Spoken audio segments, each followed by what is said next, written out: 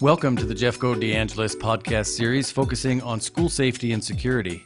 My name is Kevin Carroll, longtime friend of the Foundation. Throughout this series, we will be engaging in informative conversations with local, national, and even internationally recognized experts in the arena of school safety. We will be exploring best practices in crisis preparation, response, and recovery, as well as gleaning lessons learned from these remarkable professionals. In special editions like today's with Mr. Ron Mitchell, we will also be having conversations with people who have personal life experience with school and community leadership and can provide insight into leading in times of crisis. The Jeffco DeAngelis Foundation originated in Jefferson County, Colorado, with a deep passion for and a relentless commitment to sharing best practices in school safety and security with first responders as well as school and school district personnel. We, in partnership with Jefferson County Public Schools, support a one-of-a-kind training facility, the Frank DeAngelis Center for Community Safety. This former elementary school is now a premier training facility which has supported training for over 8,500 first responders. Our trainings encompass everything from the practical to the tactical, focusing on proven approaches to preparedness, response, and recovery. More can be learned about the training facility, our team of nationally recognized trainers, and the Foundation by visiting www.deangeliscenter.org. And with that, it's my true pleasure to welcome our special guest today, Mr. Ron Mitchell. Ron is a longtime educator and community leader who most recently served as a board member for Jeffco Schools. As you will soon hear, Ron brings both a broad range of experience and expertise to the table for this conversation about crisis management and the work of the Foundation. Welcome, Ron. Thank you, Kevin. It's nice to be here. And it's a pleasure to also have with us Mr. John McDonald, Executive Director of School Safety for Jefferson County Schools. Welcome, John. Thanks, Kevin. I'm excited to talk with you and Ron today. Absolutely. So, Ron, we are going to spend a little bit of time today and have our guests learn more about you. We'd like to start by having you tell us a little bit more about your background and how you came into the leadership roles you have served in. Well, I have spent a lifetime in Jeffco Schools, so that's the quick summary of it. I actually started teaching in Jefferson County Public Schools in 1969, I think. And continued my career, from that point. I actually was asked after 3 years, I was just figuring out the teaching routine. It takes some time to learn to be a teacher, in my opinion. I don't think you walk out of college and walk in a classroom and excel very quickly. Yeah. But I was learning, and then somebody talked me into being an assistant principal, and that was the beginning of my administrative career.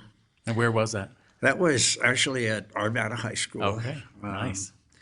And then I soon figured out that if you were going to be on the leadership or administrative side of the equation in our schools, really the best job was the principal's job. So I started to think about that and prepare for that, but I was an assistant principal for 8 years. Mm-hmm. Back in that day, you had to have quite a bit of experience before the district would trust you with a principalship.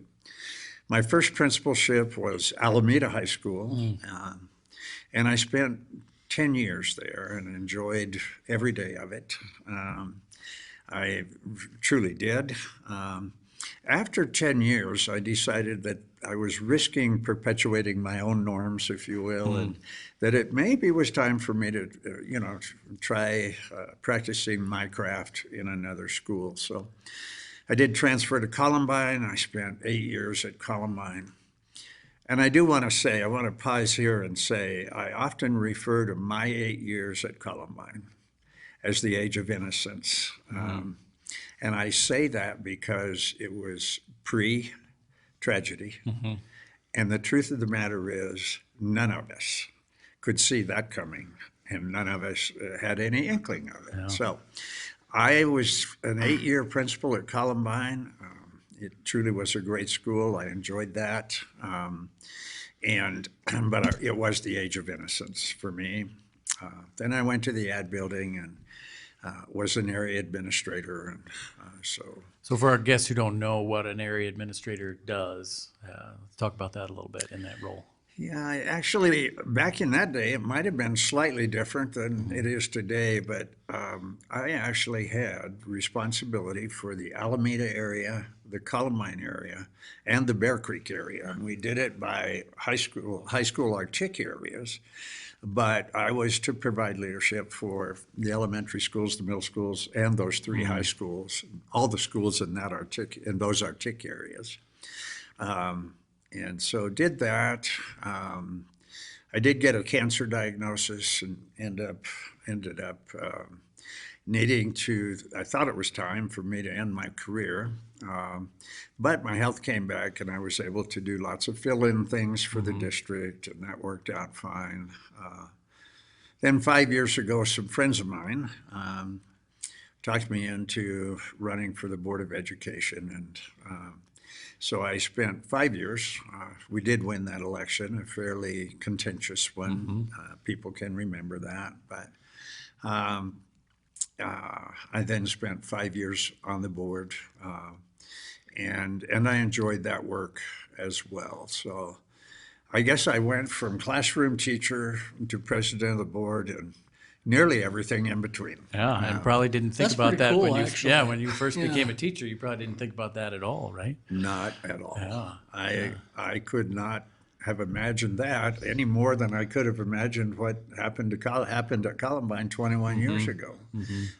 When I was the principal there, the thought of what happened, something that we accept today and we work to prepare for here and all of that, but it would not have entered our thoughts. Right. We talk about that often with our Yeah. guests and certainly with John about how, and we'll talk a little bit later in our conversation today about that it can't happen here kind of approach. That it's hard to believe that it would happen anywhere, and then it does. And this is why the work of the foundation is so significant, and the work of John's team is so significant, and not just here, but spreading that information to others so that we decrease the likelihood that these things do happen. And if they do happen, we're prepared and know how to minimize things and how to recover from things too. So lots of gifts you have given to the district in your time, and it sounds like now you've made a decision to give a gift to the DeAngelis Foundation. Talk a little bit about your decision to recently become a member of the foundation's board.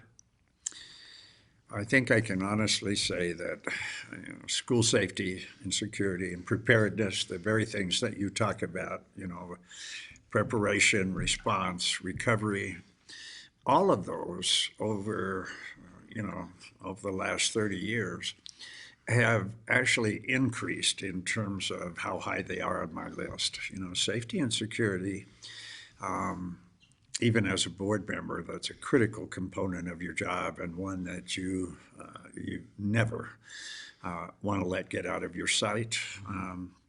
And so, for me, this decision, less time commitment, perhaps, than the Board of Education, but something that I'm passionate about and I think is critical to the future of our schools. So, if I may, and frankly, I looked at who was on the board and who I'd be working with, and that's a factor too. I'm going to be working with some great people, and I do believe that we can continue to do great things in our community and, frankly, across the state and sometimes the nation.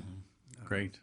So as a member of the board, part of your work in supporting safety and security was to make that decision to create this place we're sitting in right now, the Frank DeAngelis Center for Community Safety. I know it was a brainchild of John McDonald, but it takes a supportive board to be able to really make it come to life. So speak a little bit more about why creating the center was and is so significant. Well, first of all, I'd like to say that this center and the concept is very unique. And I always believed, and it sounds kind of arrogant, I hope no one will misunderstand it that way, but we inherited a lot of things with that tragedy that happened here in the district 21 years ago. We inherited some things that, we just should not be a part of, but I've always said that I believed we had a responsibility to lead. because we were one of the early ones. And I think our district and our security people, I think John kind of buys into that idea that, we need to lead. And so the opening of this center was easy for me because it provided a place where we could begin to build and think about being prepared and train people for things that we hope never happen. So that it was an easy decision for me. The building was surplus. We didn't need it as a school. And I just thought this was a great use of it. And we were, betting a little bit on a bright future for this thing. But as the years have passed, even already, I think we can say, I think you guys would say, and my observation is that it is highly successful so far with a bright future. So I'm excited about the work that's being done here. Well, and you were part of the board that gave us our initial $150,000 seed money, which for us was a fortune. I mean, it was really a big deal that we could take that money and put it right back into a facility and welcome first responders and not charge them a dime. This was an opportunity to say thank you for coming to our rescue during our time of need. And I think when the board did that, it sent a message, frankly, to every law enforcement agency in the county and around the state that we really do believe in this thing called school and community safety. So talk, John, a little bit about not only the people who are coming, right? So some of the organizations, if you might mention some of them, and the feedback that you're getting from them about the difference that this place has made for them in their training. We have heard from officers involved in responding to critical events and shootings that the training that they were able to go through here helped them in the real world. And the conversations that they were able to have here amongst their peers really translate to providing more effective community safety. And I think it's just one of the great opportunities for us as a school district to help foster relationships, not only with community, but with our youngsters in the community. And, we're a school district. We're not a law enforcement entity, but here we are partnering together. And at a time when bridges are being destroyed between law enforcement and community, Yeah, we're going to talk about that. we coming up are too. strengthening Absolutely. those bridges, and we're creating positive relationships with kids and cops. Yeah. What better than that? So 8,500 first responders.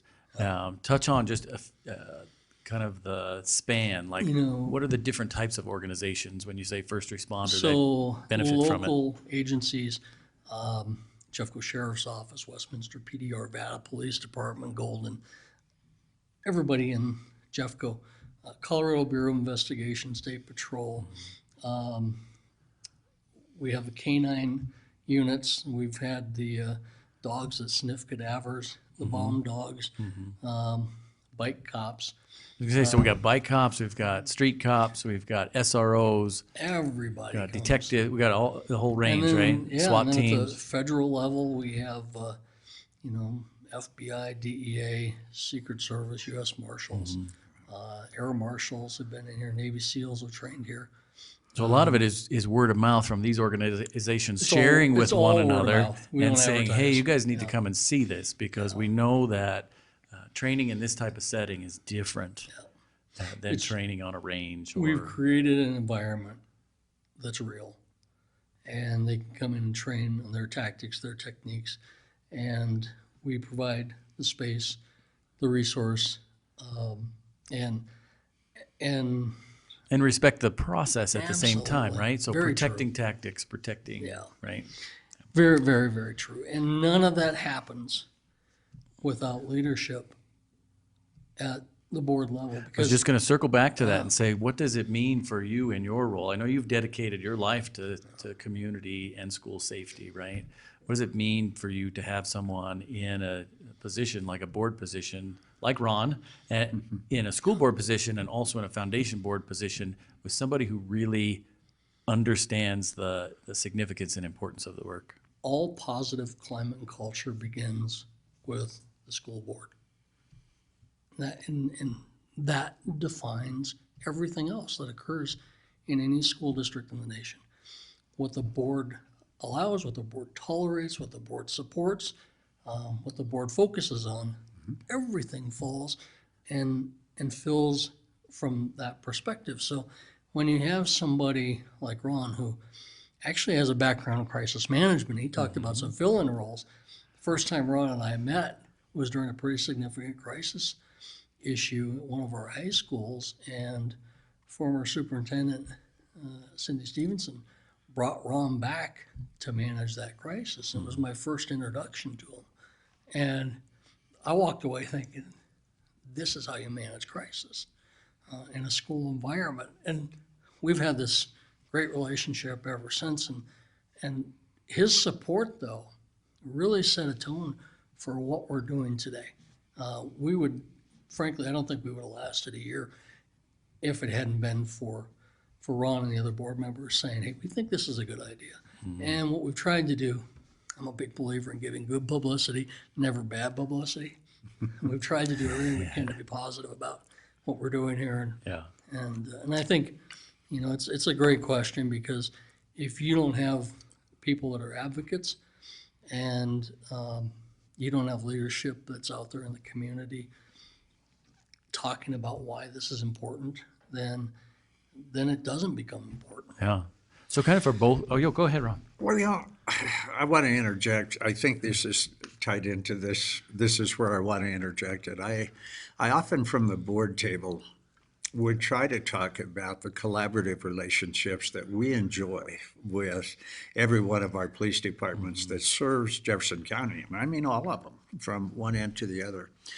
And those relationships, the collaborative relationships with them, have been very meaningful to our schools, to our kids, to our teachers. And so for me, it's a pretty easy thing to say, this is important work that we're doing here.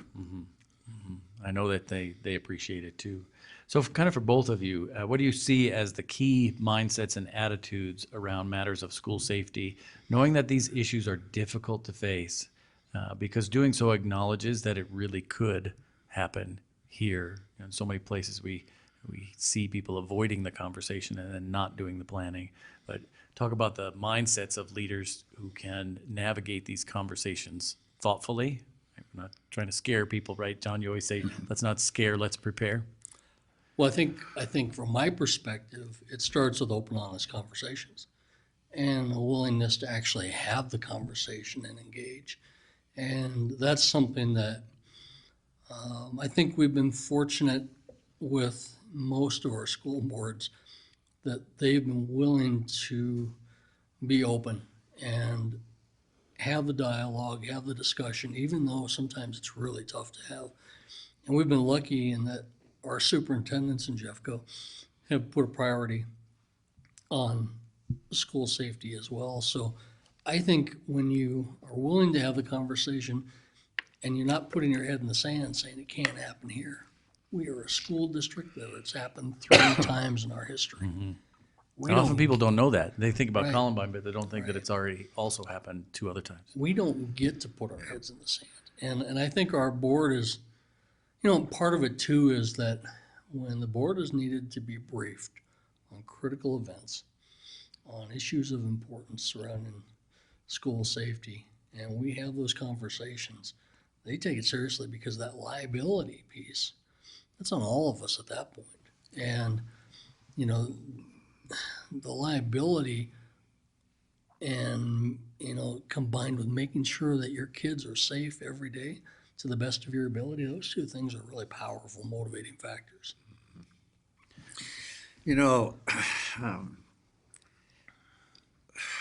During my tenure on the board, we actually did hold a community meeting that, we worked on it. The board approved it. We wanted to have it. And the topic was safety and security.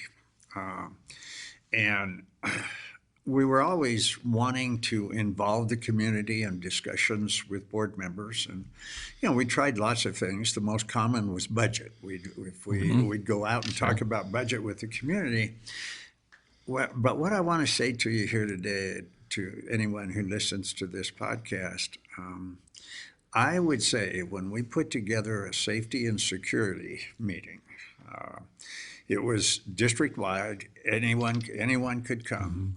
It was the most well-attended community meeting. Over at Lakewood High School, right? Yes, it was at Lakewood High School.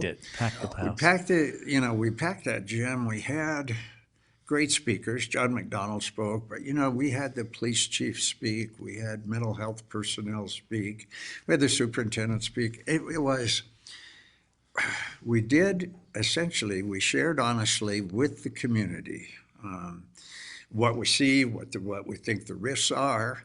We tried not to scare anyone. That's certainly not the intent, but to be honest with our public. And then they broke into small groups where they could talk about the various issues. And here's my takeaway from that as the then board president. My takeaway was we actually formed a task force. I was going to say it led to a task force. It led to a task force, and people wanted to share ideas, and they wanted to be a part of understanding safety of our children in our schools and in our communities. And you could not ignore the fact that it was high on their priority list. So then, in addition to the liability thing, and you're right, John, a board member has to think about, liability.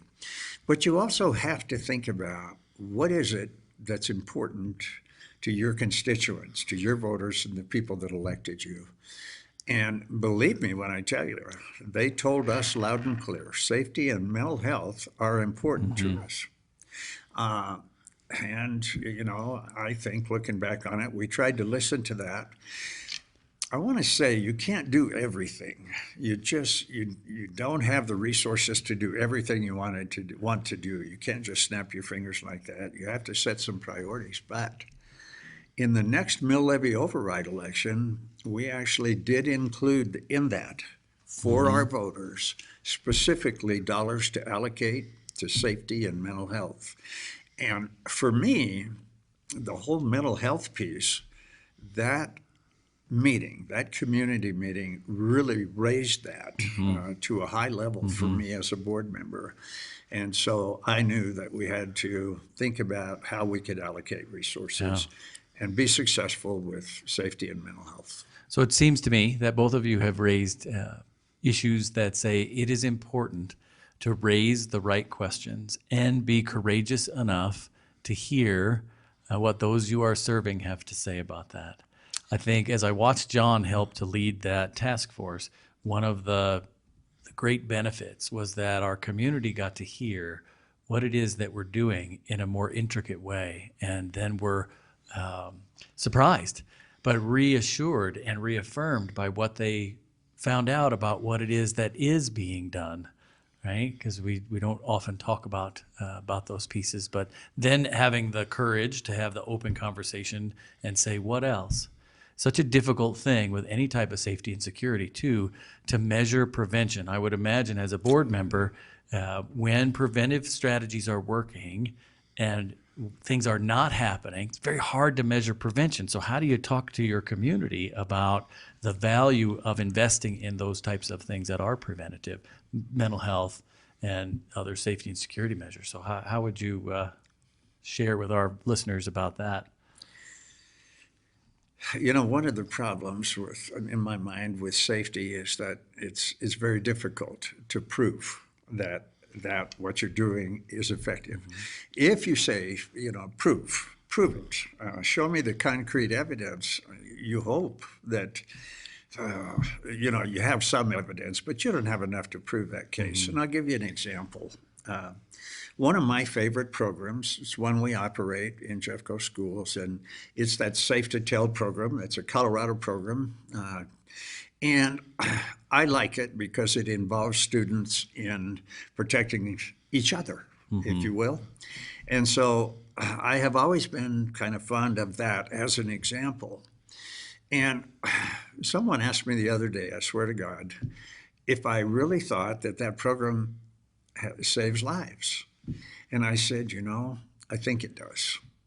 And I don't think I could prove it in a court of law for you today.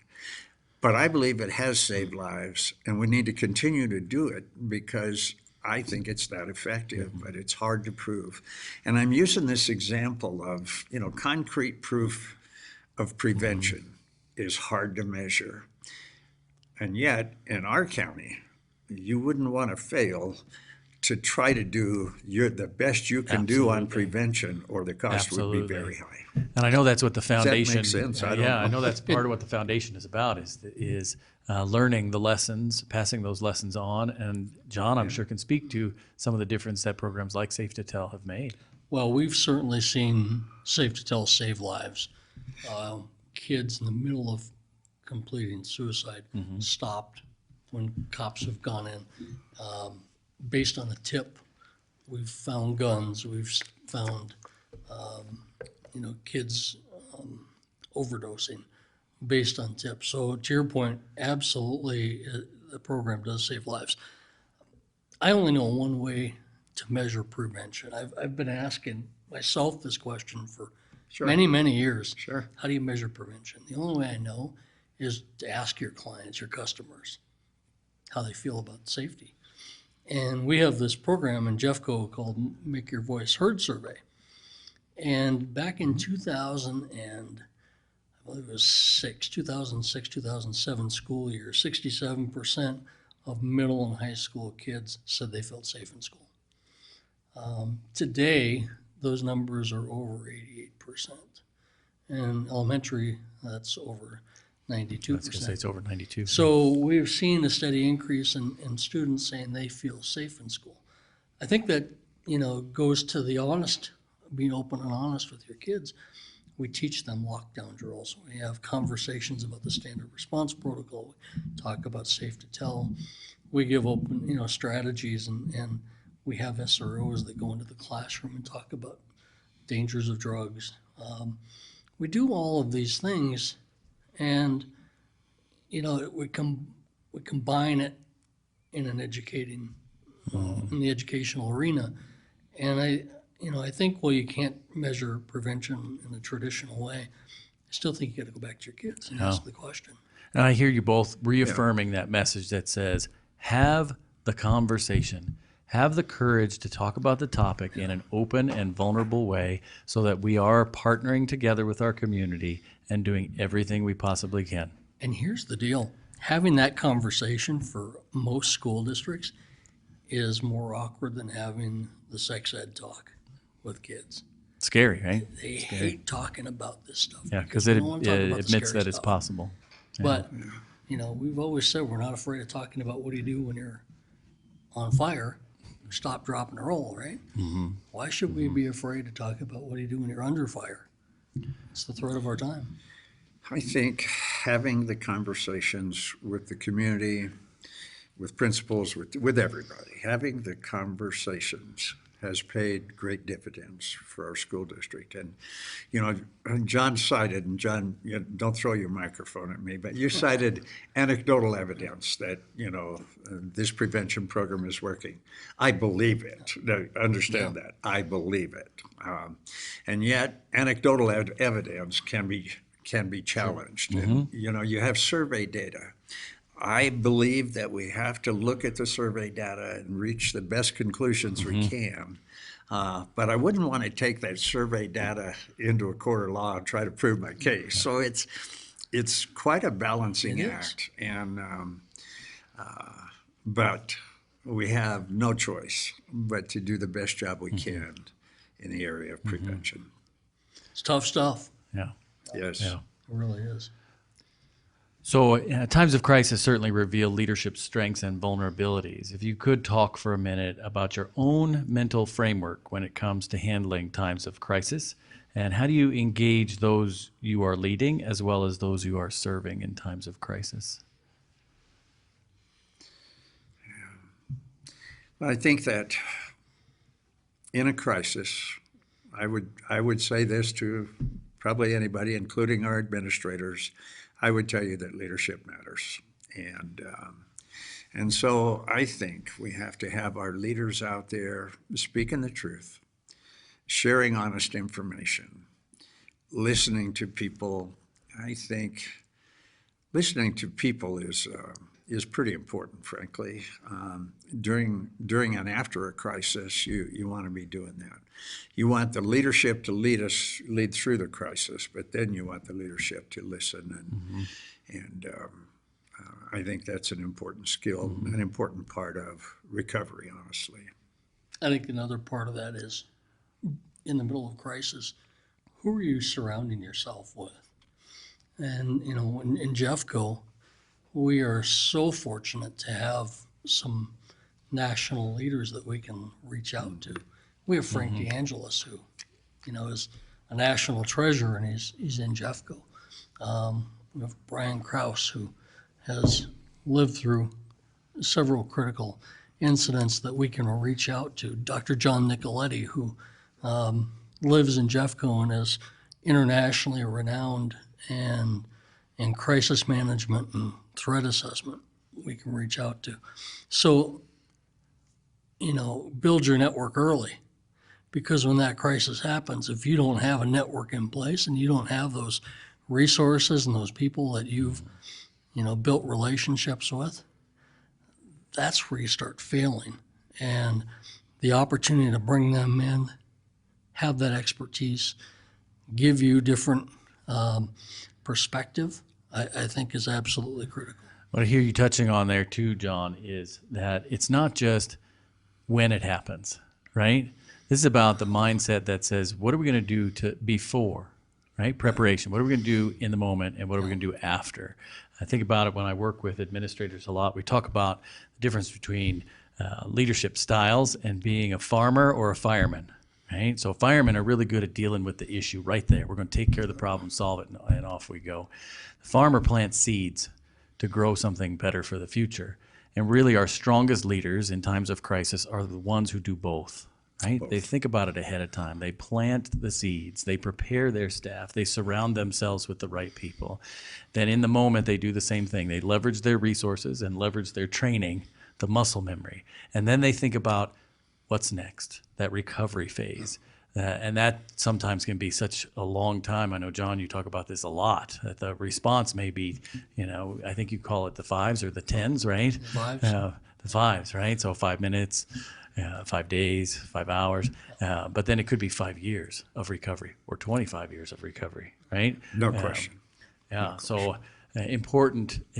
That mindset needs to be not in the moment, but about the moment, before the moment, right? So that's why training really, really matters. So I want to jump into something else just for a little bit. You started to touch on it earlier, John.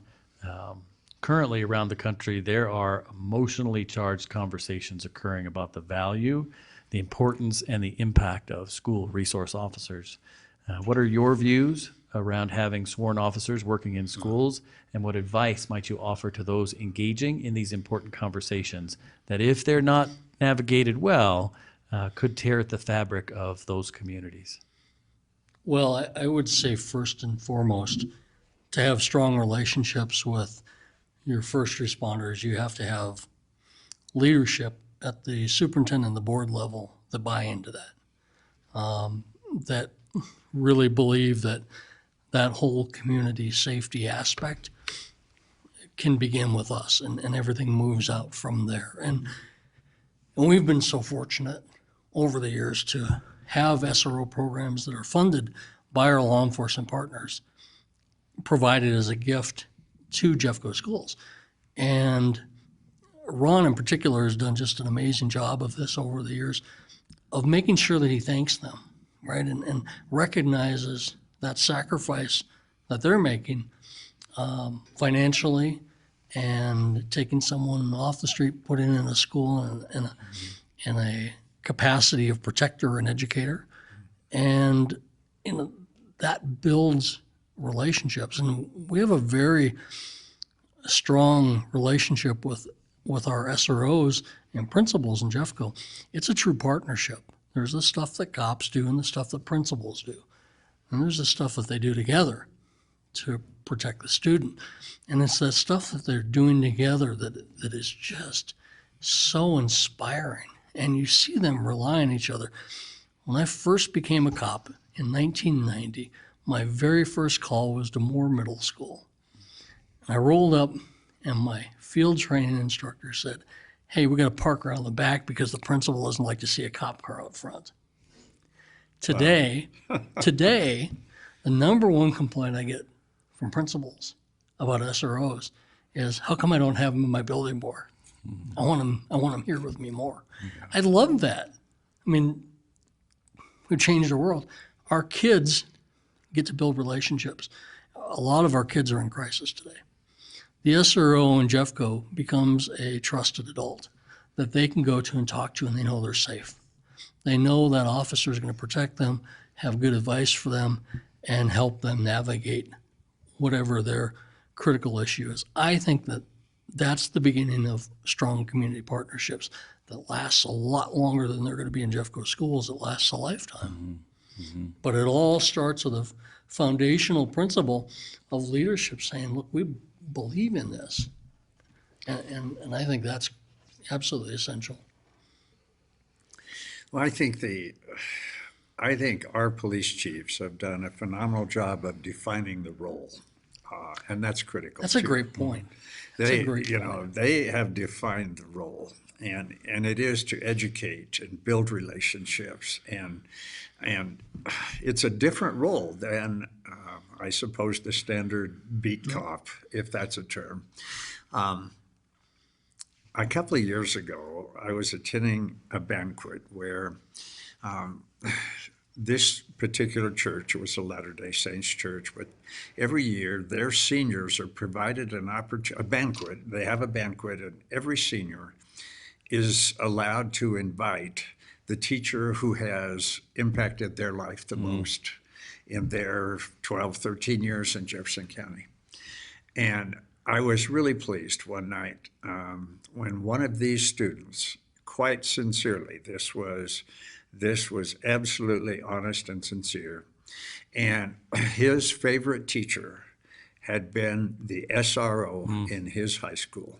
Nice. Now, what does that tell you? That policeman, and by the way, it was a good policeman too, but that policeman was an educator, and he made a difference in that young man's life just based upon the relationship that he had. So from my point of view, the SROs, provide you one more resource to try to meet the needs of our students in this climate. So from just a leadership perspective, that we know these conversations are going on around the country, and they are, like I said earlier, emotionally charged. And different communities have to make the decisions that fit best for them. But how would you advise them to navigate that conversation when there's such polar opposite positions that are out there? So you're on a school board, you're getting feedback about we should have them, we shouldn't have them. How could you do this? Why can't you do this? Why aren't you doing, right? How do you navigate that from a leadership? Kevin, I think that too often we force ourselves into situations where we think there's just two choices. There's this choice and that choice. Should we have SRO officers, or shall we just eliminate them? And I guess my answer to that would be, maybe you ought to spend your time and energy working on defining the role and making that school resource officer, maximizing their effectiveness and maximizing their ability to protect our students. And so that's a different conversation. I've heard some of it that seems to just be, well, should we have them or not have them? Are they worth it or not? Yeah. And my advice would be, think seriously about think about the role that they could perform and how they could help our young people in our schools be successful. Yeah.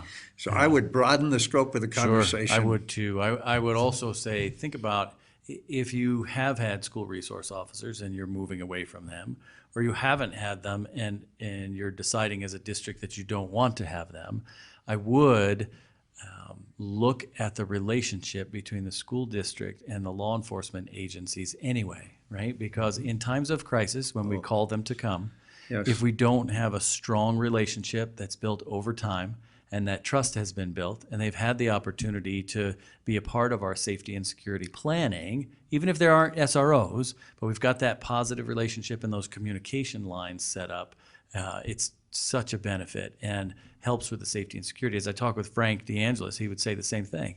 He would say, it was so important. We learned that the different agencies weren't able to talk to each other. Some of it was just the nature of the technology. Some of it was the nature of the relationships that hadn't been built in the way that they're built now. Right.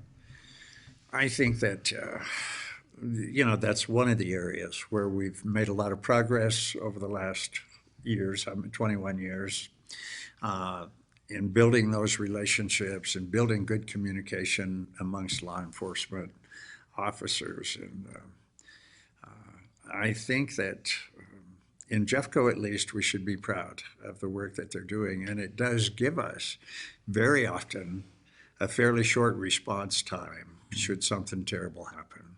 Our response time is pretty short, and it's never short enough, I think. I think if, John could tell us that, probably the first 5 minutes are the most critical if an event should happen. But our response time is fairly low. And that's true even in some of our more rural areas. We're not all suburban, but our response time is low up there too. And that's a great thing that someday might save someone's life. Yeah, absolutely. That's all I'm going to say about that. So, Ron, we're about to close our conversation, but I wanted you to have the opportunity to share anything else that you were thinking as we got ready for this conversation. And I'd like to hear, added to that, what your hopes are in joining the foundation board, where you'd like us to grow and go next. I'm not entirely comfortable, with I've attended one meeting and, I'm new on the board. I'm sort of a rookie on the board. So I want to learn about everything that is going on before I, really commit to many things. But as I look around this facility, which, by the way, I think the school district and the DeAngelis Foundation can be proud of. So, but one of the things that I would say is that I think I would like to see us do what we can do to strengthen the upfront preparation. So I would like to see good emphasis on the preparation leg of this operation. The response is training for an appropriate response. And by the way, since 21 years ago, we've changed all the response protocols. Yep, and you know that.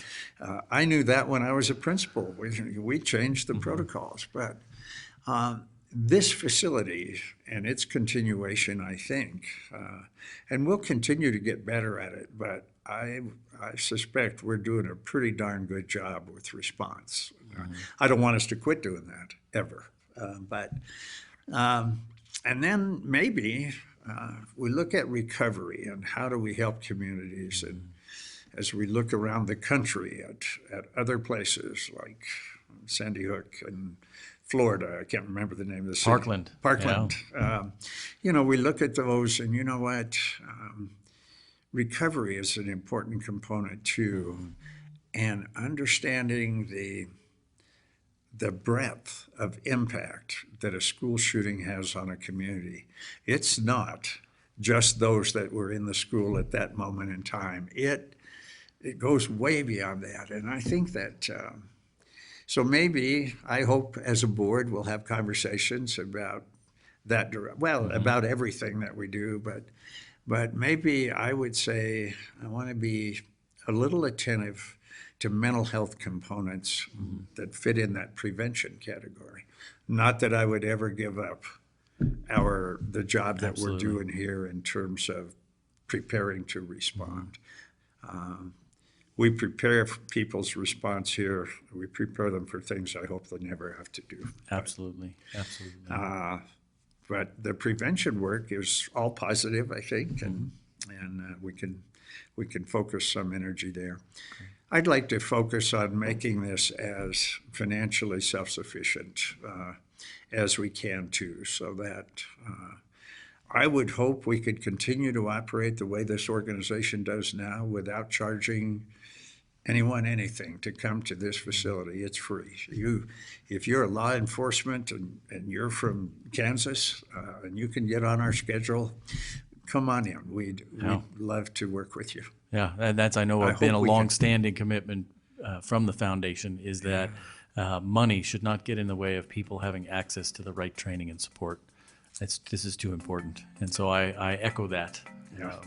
So thank you again, Ron and John, for your time today and for your daily commitment to supporting our schools and communities. We certainly are lucky to have the opportunity to learn from your expertise and experience.